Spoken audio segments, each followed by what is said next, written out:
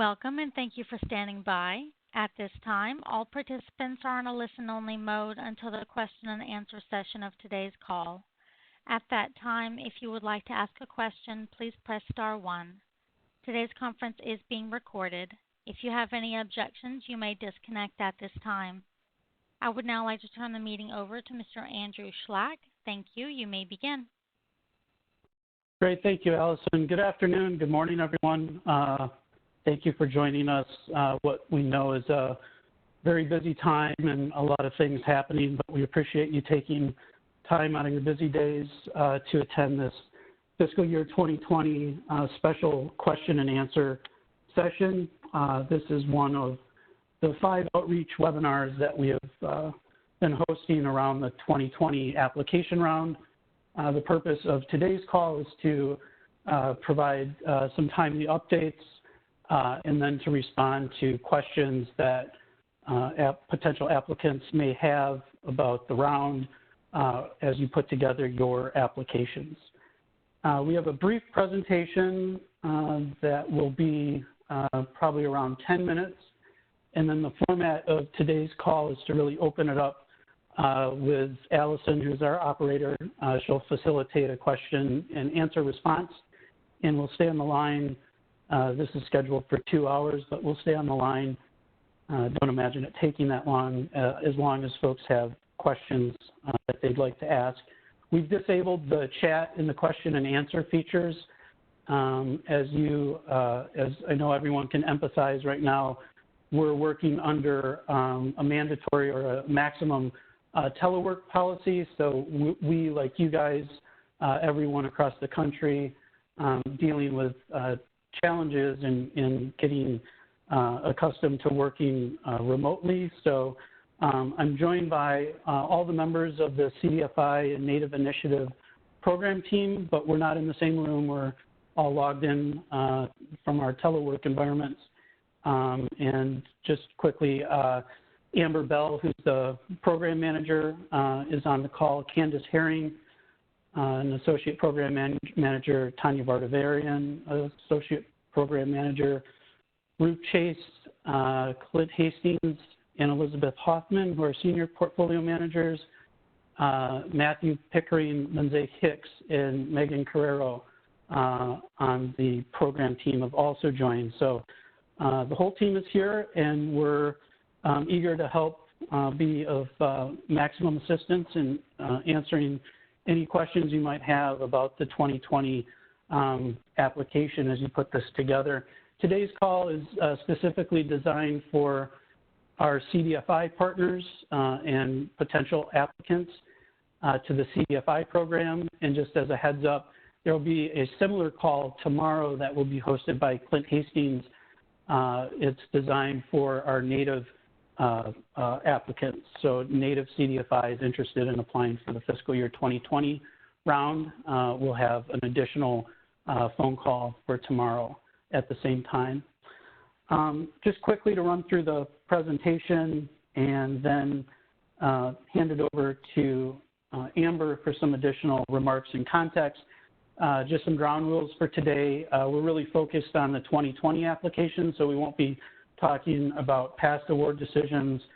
We won't be talking specifically about how to enter any data into the awards management information system, and we won't be answering any specific questions that about matching funds particular to a single organization. Happy to answer general questions about matching funds, but any nuanced questions you may have about sources of matching funds particular to your application are better handled offline via service requests.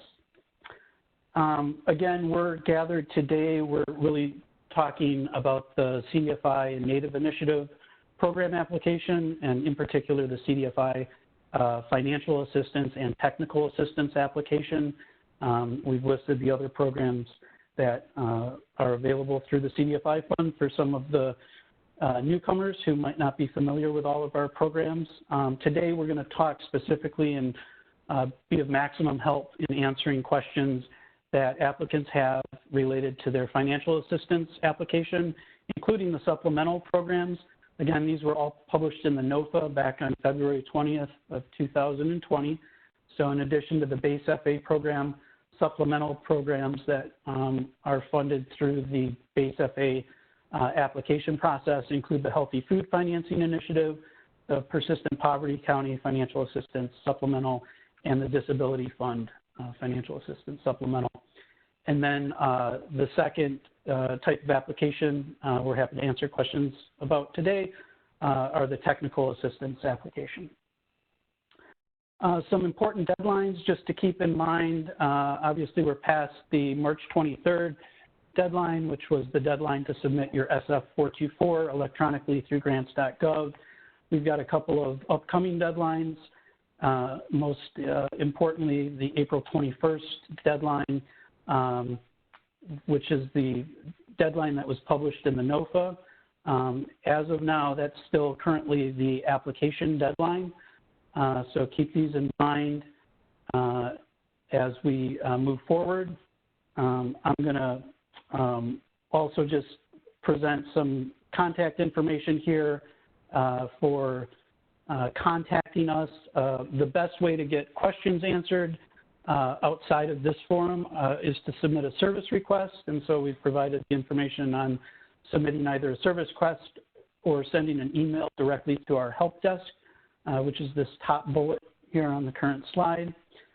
And then this is information on how to find the resources that are on our website. And in the interest of time, I'll quickly navigate there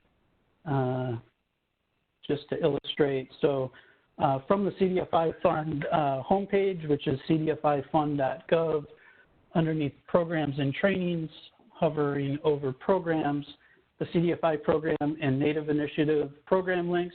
These pages are roughly symmetrical, so in the interest of time, I'll just go to the CDFI Program page.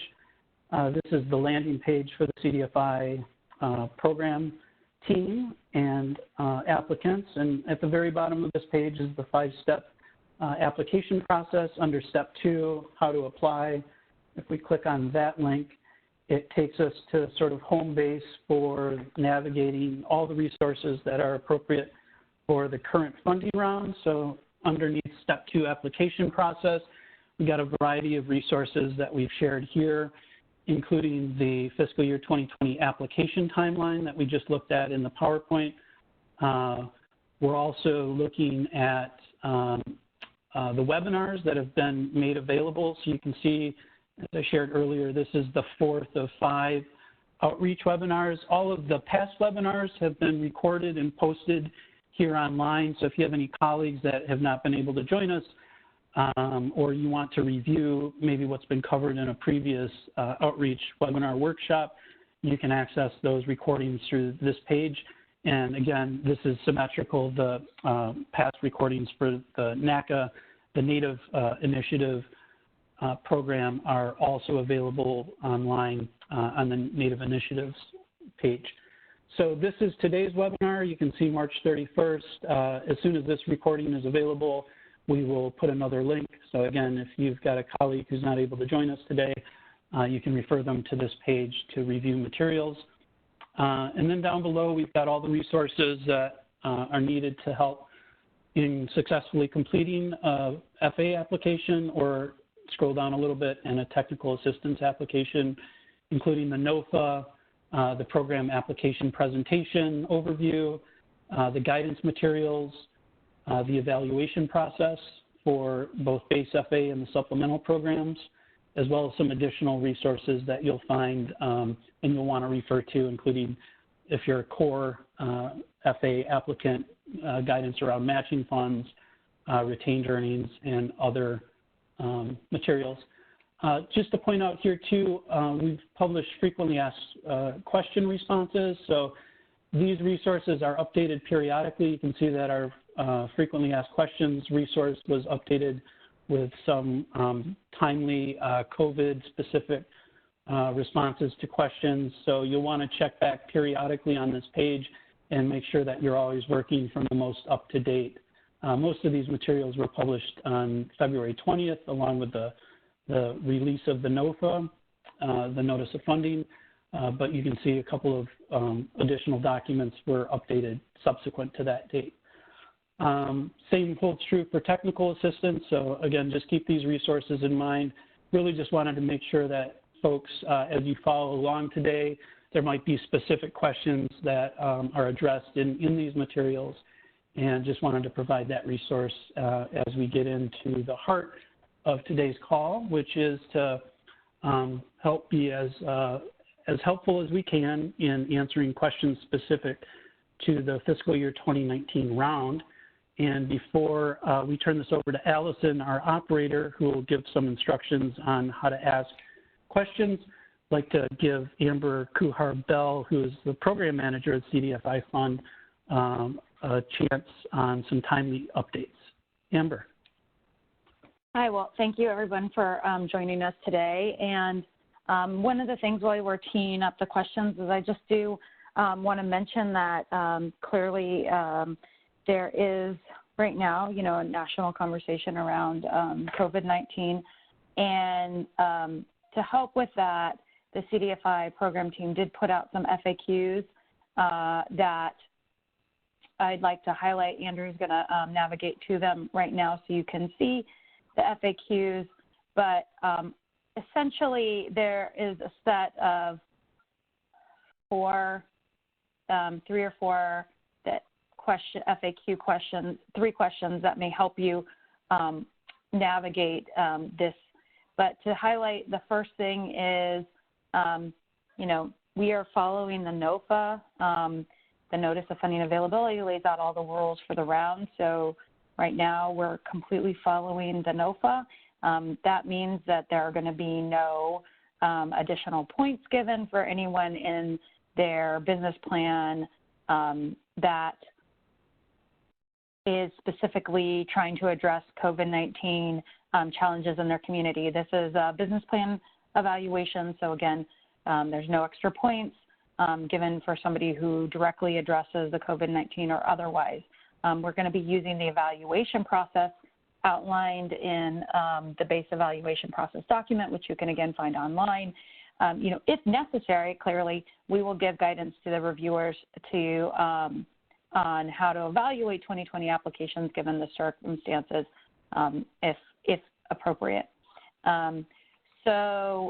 This next question is like, hey, I'm halfway through, my projections, and I'm halfway through everything, and I have no idea how COVID-19 is going to affect my loan loss reserves, is going to affect my, portfolio and write-offs and all of those things and the PG&M projections.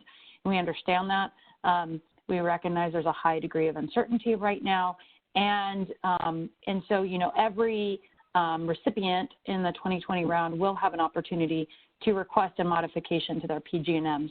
When evaluating those requests, we'll take into account all the issues the CDFI is facing, as well as the larger economic effects of COVID-19 that are outside of the CDFI's control. So I just want to put those out there. The second thing is if you do already know that, this is going to increase your challenge to your volume of products, and it's going to be below the floor, there's already space for you to discuss that, and that's in FAQ number 3, where if your quote-unquote increased volume is a negative number, you still may proceed. What you need to do is provide a very strong written, very detailed narrative explaining why but not for, or the circumstances around why this is still an increase in volume. So that is important. That's all in the guidance. We're not deviating from that guidance. So please reference that in the general FA guidance if you have any questions. So I spoke a lot, but I just know that that's kind of, the elephant in the room. And I did want to just highlight that we have been working to provide extra clarity around the COVID-19 challenges that we're all facing. At this point, we can, tee it up for the questions. Great, thanks, Amber. Allison, if you'd like to jump on and give instructions on how participants can ask questions, that would be great. Thank you. Yes, sir. Thank you. If you would like to ask a question over the phones, please press star 1 and record your first and last name. To withdraw your question on the phones, you may press star 2. Once again, to ask a question, please press star 1. Our first question is from Christine Duncan. Your line is now open. Hi, thank you for answering some questions here. My first question is in regard to the new classification for SECA award winners. We understand that their award limit is $700,000. However, also in the guidance, it says if they were to request over $700,000, they would then be categorized as core. Is that correct? Hello?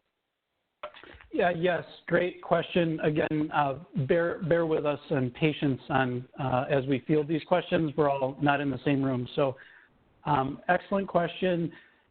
So yes, SECA applicants can request more than $700,000. When they do so, important to keep in mind that you will be competing in the core category, and the core category comes with additional requirements such as providing matching funds. SECA, the matching funds requirement is waived for SECA applicants. So to say that you're automatically put in the other category is not technically correct. What you need to do is launch the core application, and in order to do that, you'll need to meet the minimum portfolio requirements.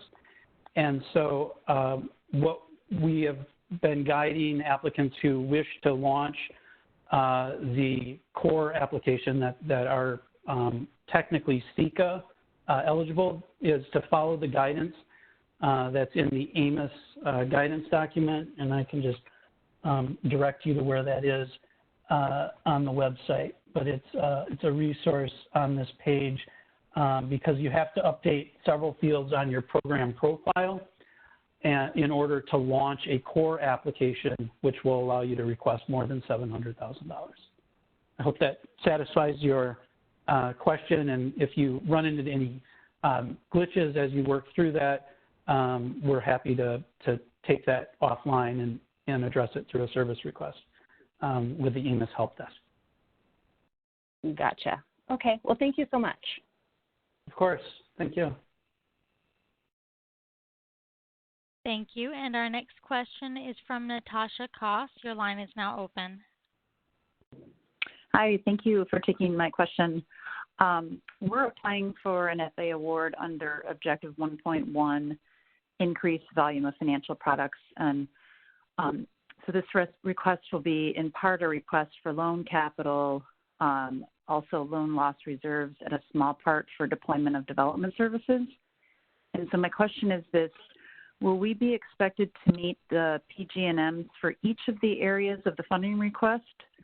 So in other words, will we have to calculate PG&Ms for the technical assistance delivered, loan loss reserves used, or loan capital deployed? And I guess depending on how you answer this first part, how should this be entered into the financial input section of the application in AMIS?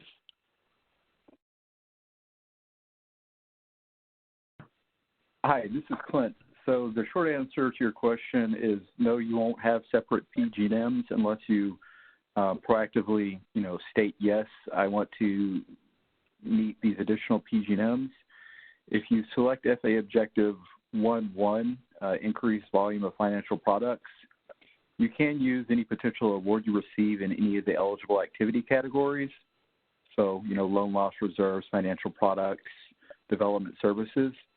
However, the PG&M that you'll be ultimately responsible for satisfying if you do receive an award is the PG&M associated with 1-1, which will be the sum of your 3 years of projected activity, not accounting for the floor or your award size. That's just kind of the general calculation. And you'll see an actual estimate of your PG&M if you were to receive an award in the application before you submit it. So you'll know up front pretty closely what goals you'll be required to meet. Oh, okay. Yeah, just building on Clint's answer this is Amber, is that there's two separate PG&Ms or program goals and measures. One is the expenditure of the actual award you get. So yes, you have to spend the say, $700,000 you get into one of the eligible categories, which you mentioned, loan loss reserves or things like that. There's no specific budget for that. So you're not specifically saying, oh, I want $500,000 for loan loss reserves and the remaining amount for financial products, for example. You just get an award and you expend it in an eligible category, and then you tell us how you spent it. The other PG&M that Clint mentioned is the increased volume, and that's all of the activity on your balance sheet, and the way that we measure that is through when you report in your TLR, your transaction level reports. So they're separate concepts in a sense. Okay, great. Thank you. Appreciate it. Thank you. And our next question is from Heidi Shepard. Your line is now open. Hi. We are going to be applying as an emerging CDFI, so we're applying for the TA funding.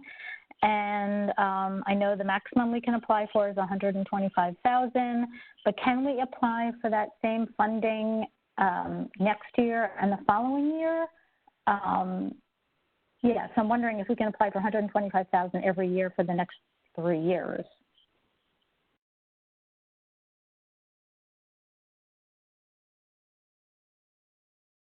Yes, the answer is yes. So the NOFA says that you can apply, you can receive up to 3 awards for emerging CDFIs, up to $125,000 each year.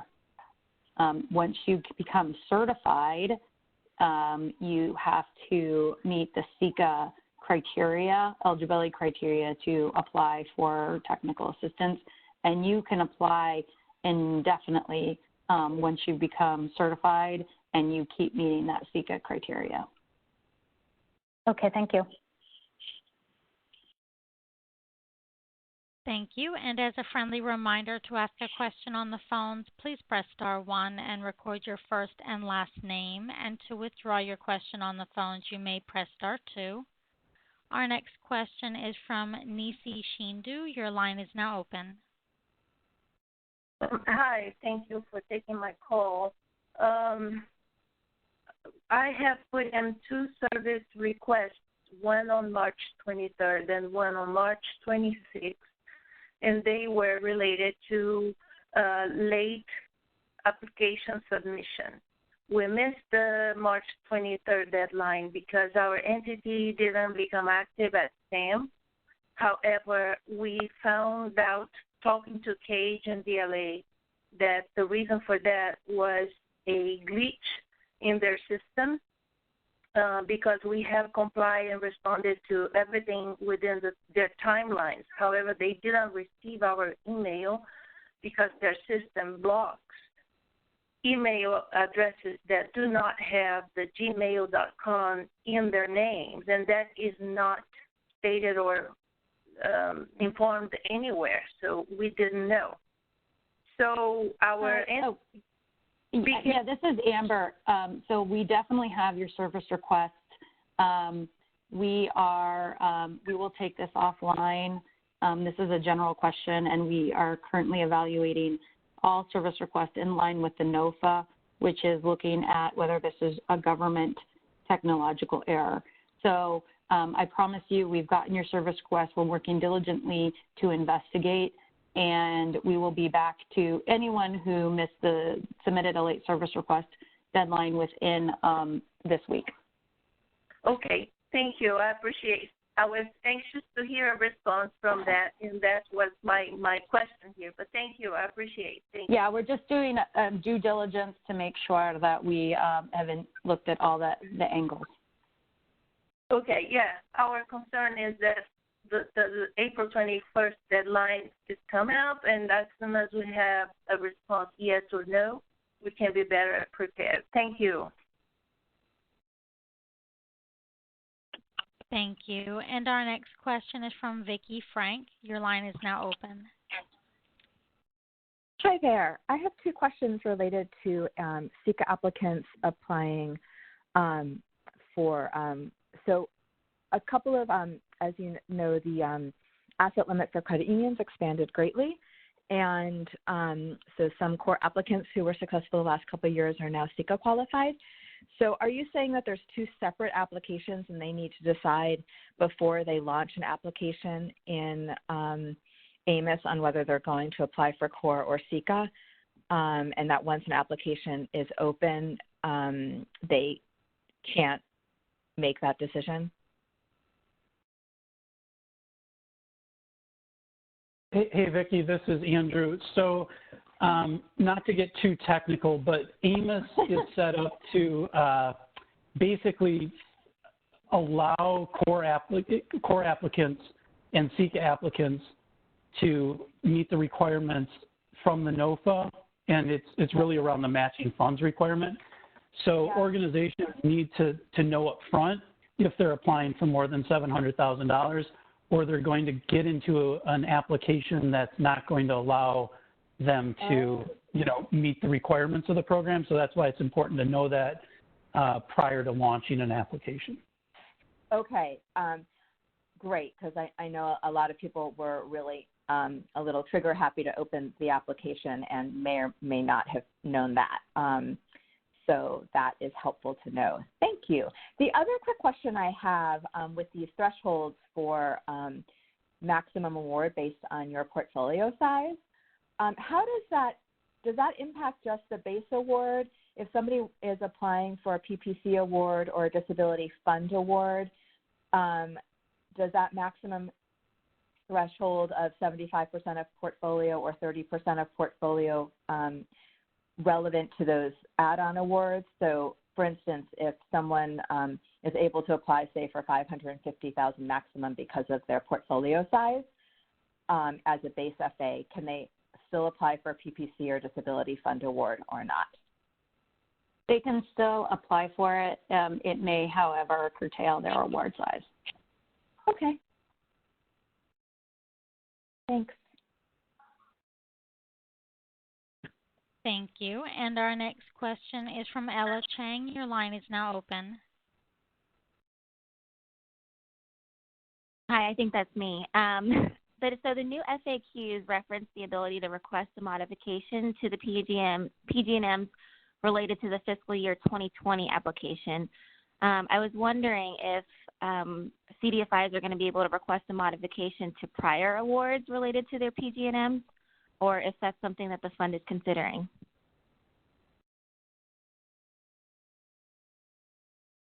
Hi, this is Clint. Organizations are always eligible to request an amendment to their existing active awards. We use a little bit different terminology. We say modification if the request is prior to execution of the assistance agreement, and we refer to it as an amendment if it's done post-execution. There's a few things that you should keep in mind.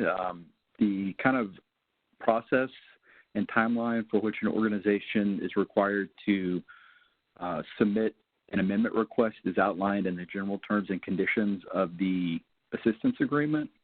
So generally speaking, the request for an amendment needs to be made via service request in AMIS, and it needs to be done 60 days prior to the effective date for any amendment request. And just as a caveat, of course, just because an organization requests an amendment doesn't mean it will be approved. We've got a process and policy that we have to follow in order to evaluate each amendment request, but we do want to ensure that organizations can be successful while still kind of meeting the ultimate kind of spirit of their initial application and the CDFI program application. Okay, that's helpful. Thank you. Thank you. And we do not have any further questions on the phones at this time. However, as a friendly reminder, to ask a question on the phones, please press star 1 and record your first and last name. And to withdraw your question, you may press star 2. Just a few more moments for further questions.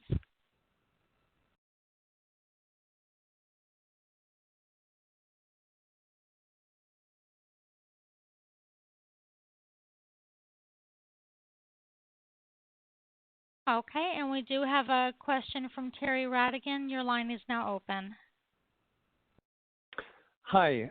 Yeah, first a comment and then a question. The comment is on the FAQs. Thank you very much for sending those out. As soon as they came out, we distributed them to all the credit unions in our network because we were getting a lot of, those questions along those lines, and that's exactly the guidance that we had been giving them as well. So that all makes sense. But building on the last question about amendments and modifications, just a suggestion or a recommendation. Right now, nobody has a crystal ball. Nobody knows what the impact of the current crisis is going to be on the economy, on projections, on anything. Come September, we're all going to be a lot smarter than we are now. And so rather than have to face hundreds of individual modifications and amendment requests, I would suggest the CDFI fund, maybe you're already considering this, but at that point take stock of the impact on the economy and make kind of default adjustments that either CDFIs can accept, or if they say, no, actually in our particular area, we are disproportionately affected, we can't live with that. But, dollars to donuts, almost every CDFI that has had a growth in overall lending goal, either in their current application or their previous assistance agreements, is going to want an amendment or a modification. The size of it, nobody can guess at this point. So that's just a suggestion. The question that I have is about whether or not the CDFI fund is considering an extension of the current deadline. Our concern right now is that the current deadline will disproportionately impact smaller credit unions.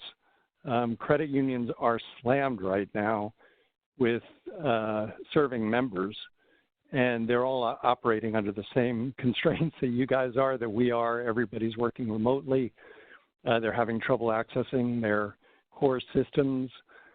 And on the priority list, as much as they want to submit either a TA application or an FA application or a CICA application, a lot of them are going to be hard-pressed to meet the deadline, and some, we fear, are just not going to be able to make it.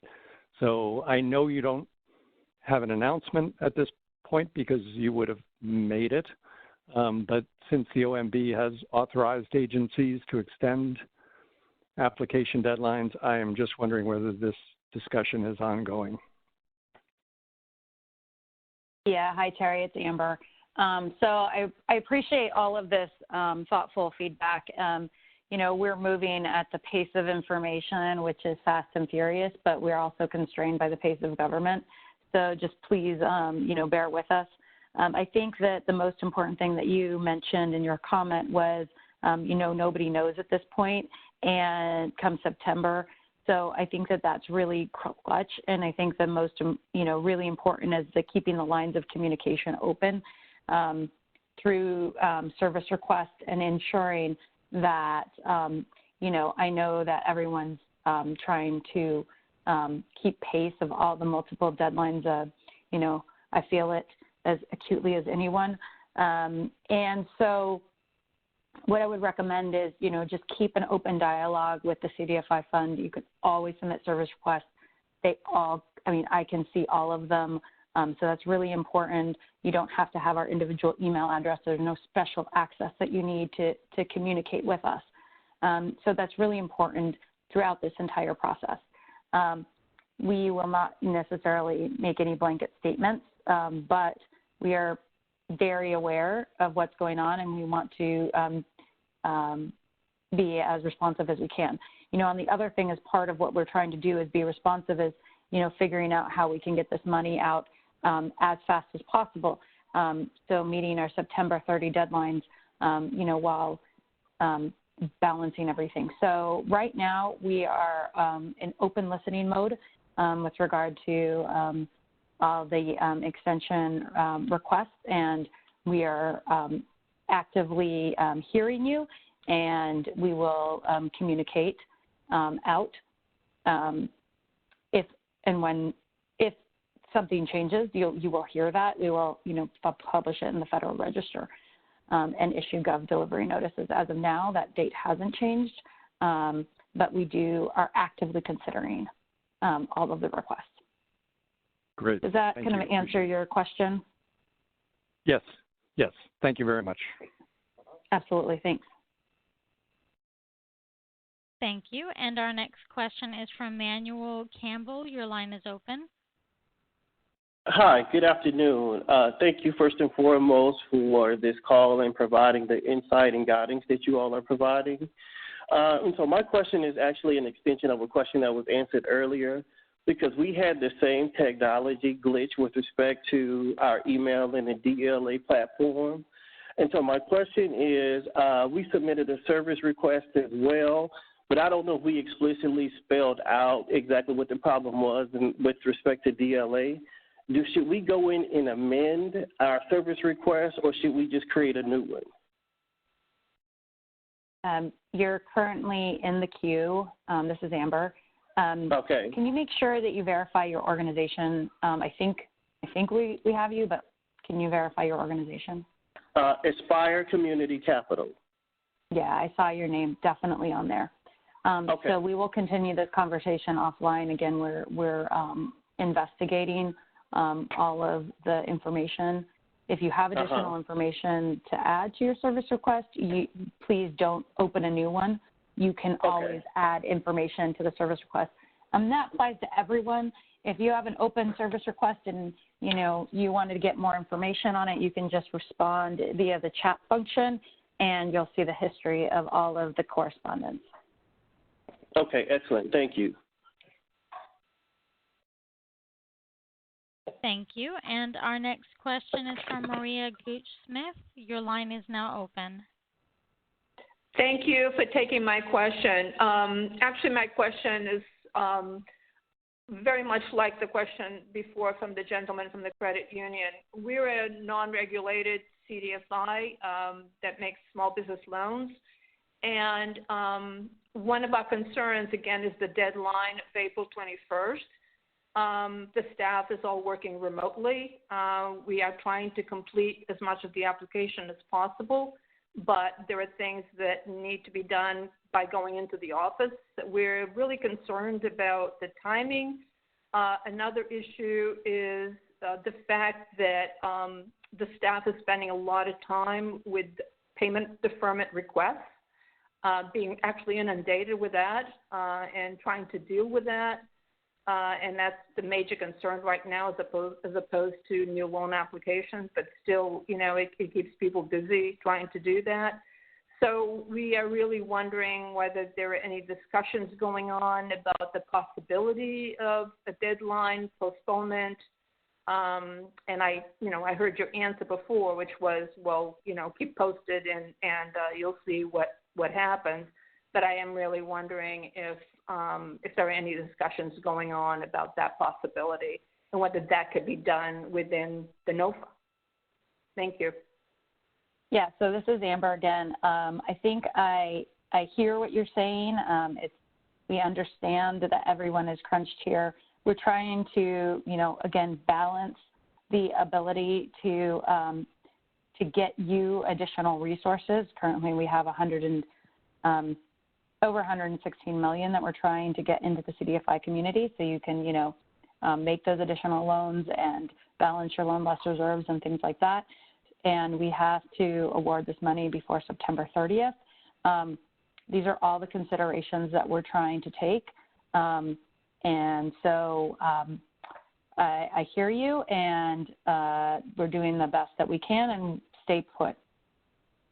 And right now, the deadline hasn't changed. Yeah, thank you. Also, is there any chance that the amount that you have available might increase given what's going on with increased resources for small businesses?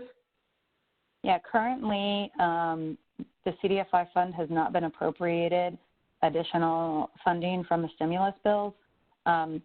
if you have questions on that, please, I think there's a lot of trade associations and other groups that can answer that question. That's not the role of the CDFI fund. Thank you. Thank you. And our next question is from Monique Quarterman. Your line is now open. Hi, thank you. I just have a general question about matching funds. We are a first-time core applicant, and we're looking at putting up matching funds to ourselves in the form of a grant. I noticed in the FA guide that it talks about, where do you get the matching funds from? Is it possible to grant those funds to yourself for this purpose?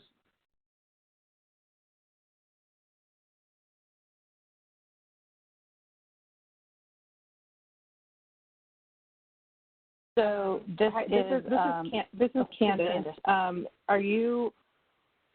No, you can't grant the funds to yourself. I mean, are you talking about maybe an affiliated organization or a subsidiary? That is possible, but. No, I think I was reading a part in the NOFA that said, however you present the matching funds is how they'll provide the award.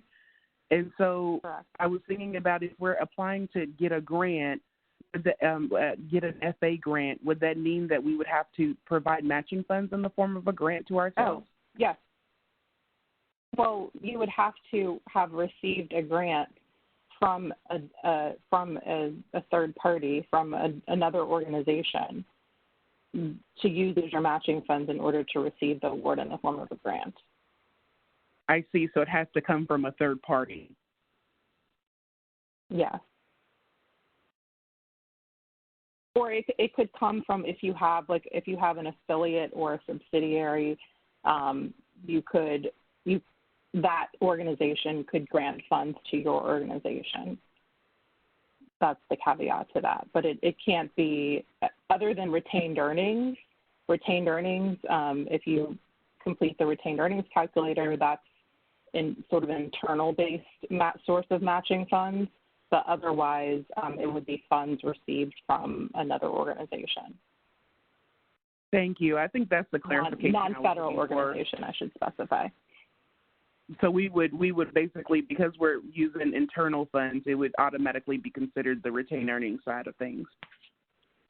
Well, you would have to complete the retained earnings calculator to determine if you have eligible retained earnings.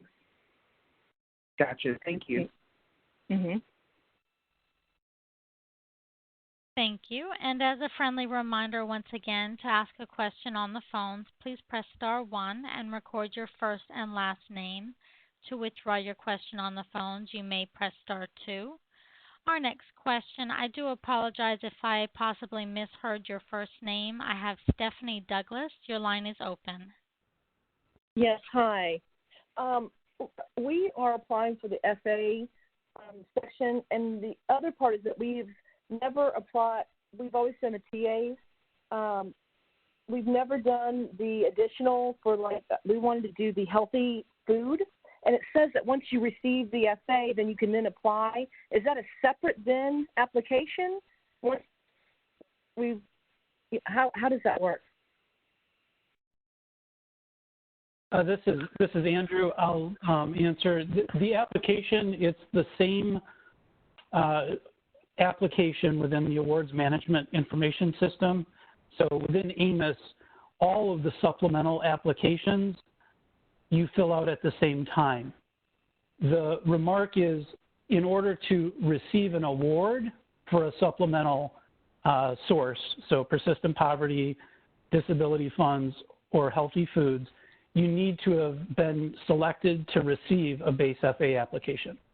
So you cannot receive a supplemental application if you are not selected to receive a base FA application. But to answer your question specifically, you would submit all the applications at the same time through the same application. Okay, that's what I was wondering. Thank you. Very good. Of course. Thank you. And our next question is from Ava St. John. Your line is open. Hello.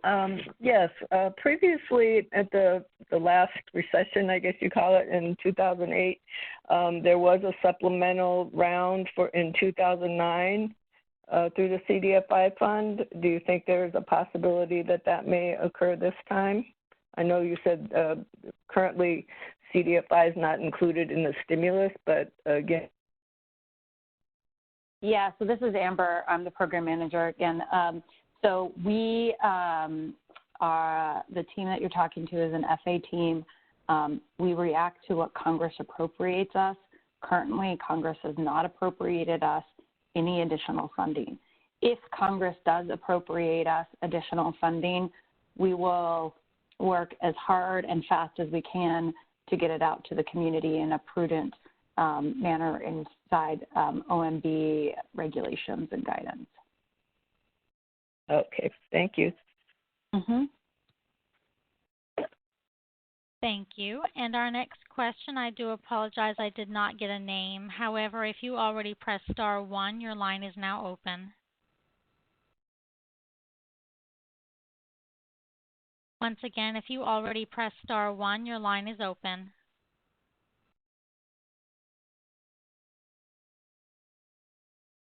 Okay, due to no response, we can move forward. We have no further questions at this time.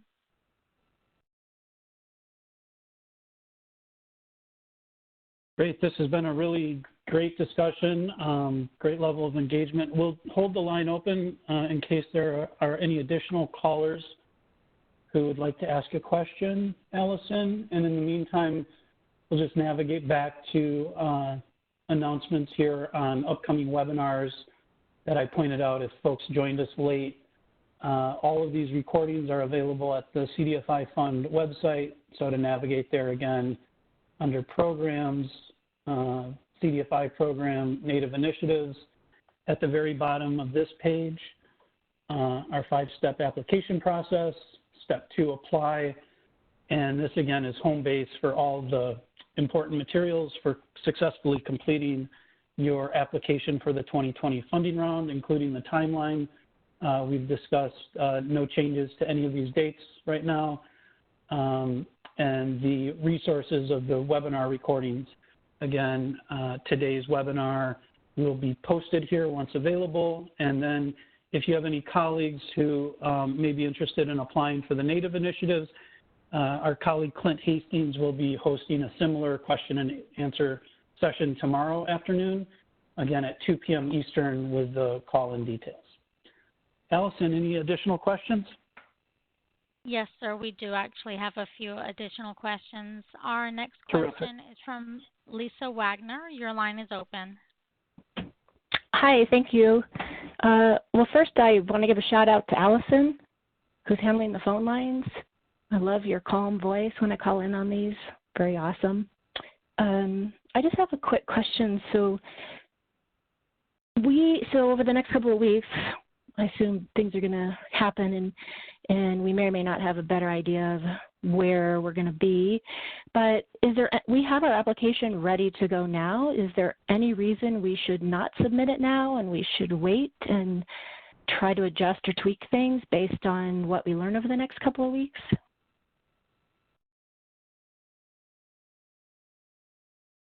Hi, this is Amber.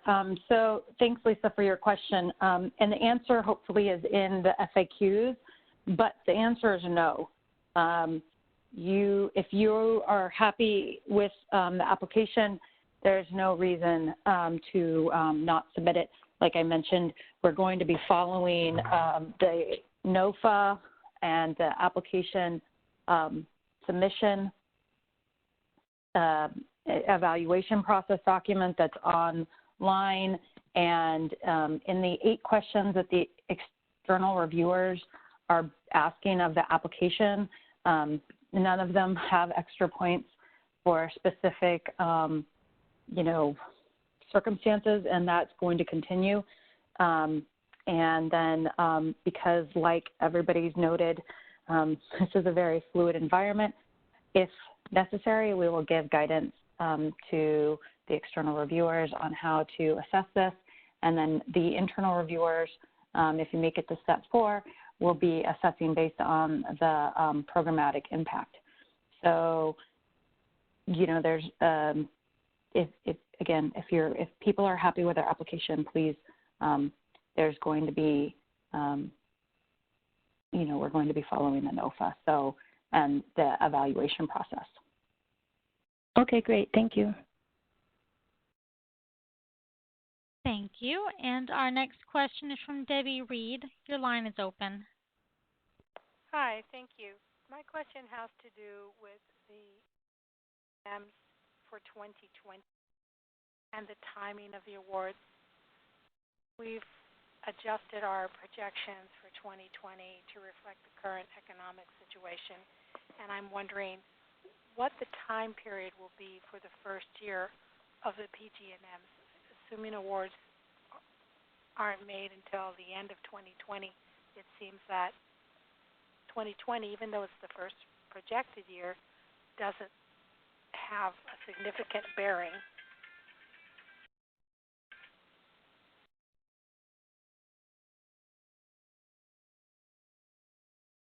Hello?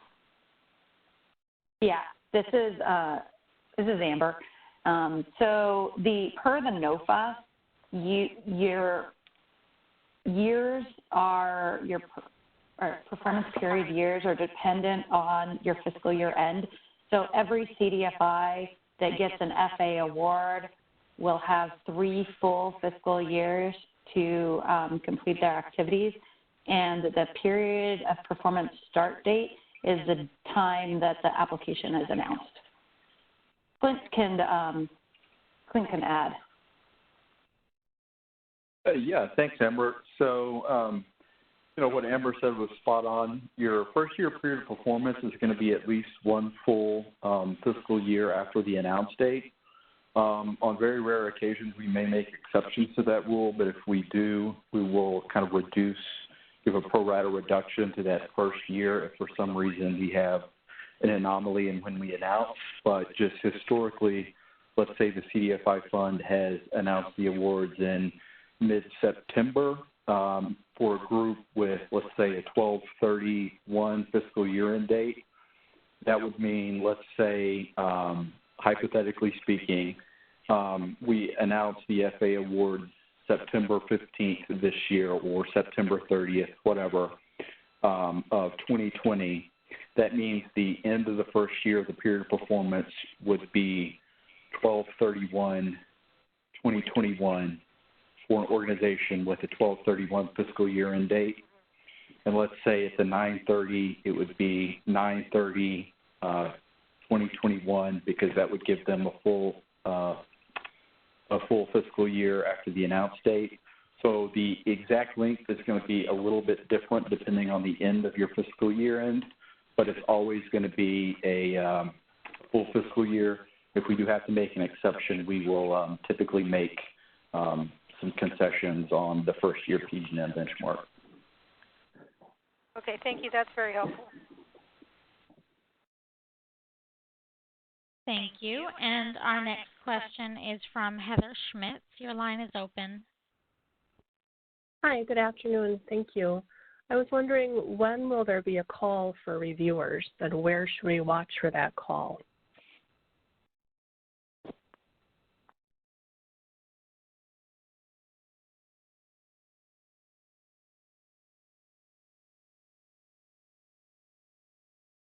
Hi, so this is Amber. We use a contractor called F2 Solutions, and they have a database of external reviewers that we use.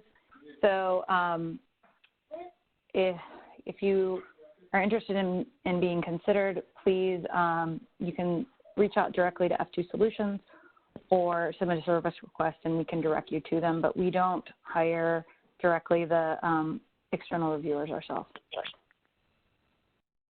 Okay, thank you. Thank you for being interested. Thank you. And at this time, we have no further questions. However, once again, as a friendly reminder, to ask a question on the phones, please press *1. and record your first and last name. To withdraw your question on the phones, you may press star 2. Just a few more moments for further questions.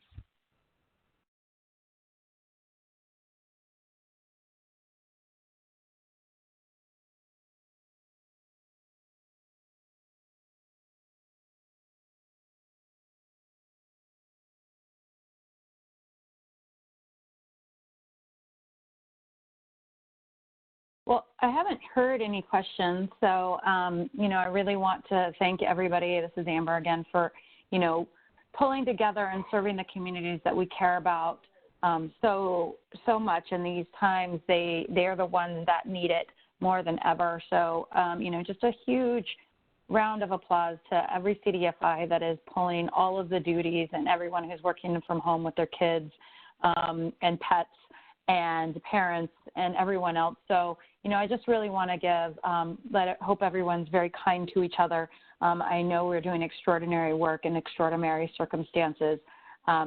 Please submit your service requests. Those are by far the best way to communicate with all of us. We all have access to all of those service requests that you submit. We can see your chat history, and hopefully it can be a really smooth process.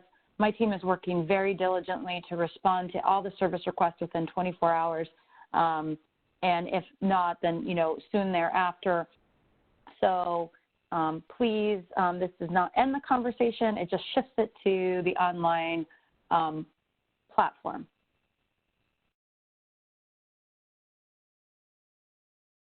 And excuse me, this is Allison, the operator. We do not have any questions at this time.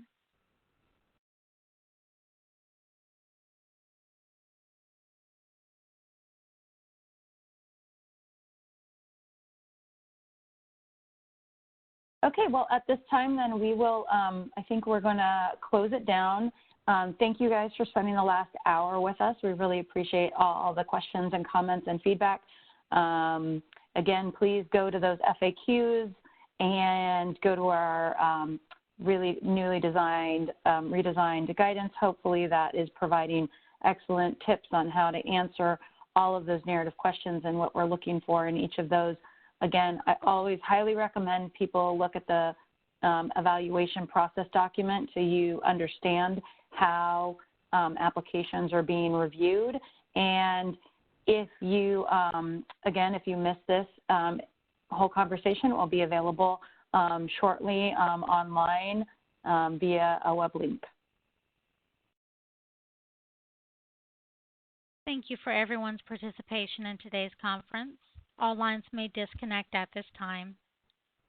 Speakers, please stand by.